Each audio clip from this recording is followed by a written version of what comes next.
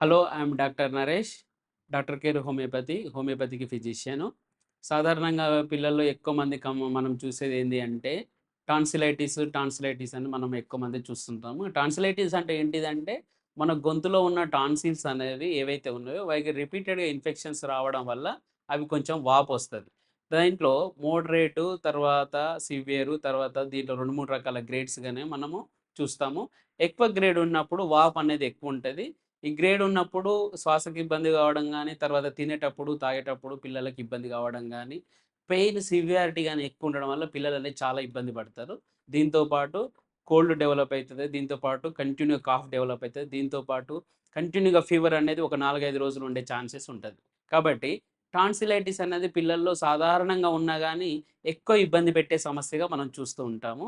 కాబట్టి టాన్సిలైటిస్ ఉన్నప్పుడు ఈ వాపున్నప్పుడు ఎక్కువ మంది సర్జరీకెళ్దాం అని తొందరపడుతుంటారు. ఒకవేళ సర్జరీ చేసినా మనకు రిపీట్ అయ్యే ఛాన్సెస్ ఉంటది. పిల్లలు రికరెంట్ అయ్యే ఛాన్సెస్ ఉంటది. కాబట్టి హోమియోపతిలో బెస్ట్‌గా మనకు బాబు యొక్క నేచరు, ఇప్పుడు టాన్సిలైటిస్ వల్ల పడే ఇబ్బందులు, రిపీటెడ్‌గా వచ్చే ఇన్ఫెక్షన్స్, తర్వాత రిపీటెడ్‌గా వచ్చే ఫీవరు, దాని లక్షణాలను తీసుకొని మనం ఖచ్చితమైన ట్రీట్మెంట్ ఇవ్వడం వల్ల టాన్సిలైటిస్ అనేవి మళ్ళా ఎలాంటి సర్జరీ లేకుండా ఏ గ్రేడ్‌లో ఉన్నా సరే, ఒకటో గ్రేడ్‌లో ఉన్నా సరే, రెండో గ్రేడ్‌లో ఉన్నా సరే, మనకి ఎన్నో గ్రేడ్ ఉన్నా సరే గాని, కంపల్సరీ ఎలాంటి సర్జరీ లేకుండా మందులతోటే సైడ్ ఎఫెక్ట్స్ లేకుండా చిన్న పిల్లల్లో ఇమ్యూనిటీ బేస్ చేసుకొని మనం ట్రీట్మెంట్ ఇవ్వడం ద్వారా టాన్సిలైటిస్ అనేది పక్కాగా మనము 100% ఖచ్చితంతోటి మనం తగ్గించవచ్చు.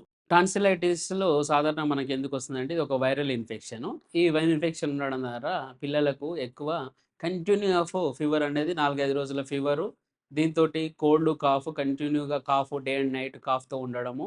నెక్కు దగ్గర, తర్వాత దవడ కింద స్వెల్లింగ్ ఉండడము. దాని ద్వారా బాబు గాని, పిల్లలు గాని మామూలుగా తినడానికి ఇబ్బంది పడడం, తాగడానికి ఇబ్బంది పడడం వంటి లక్షణాలు ఉంటవి.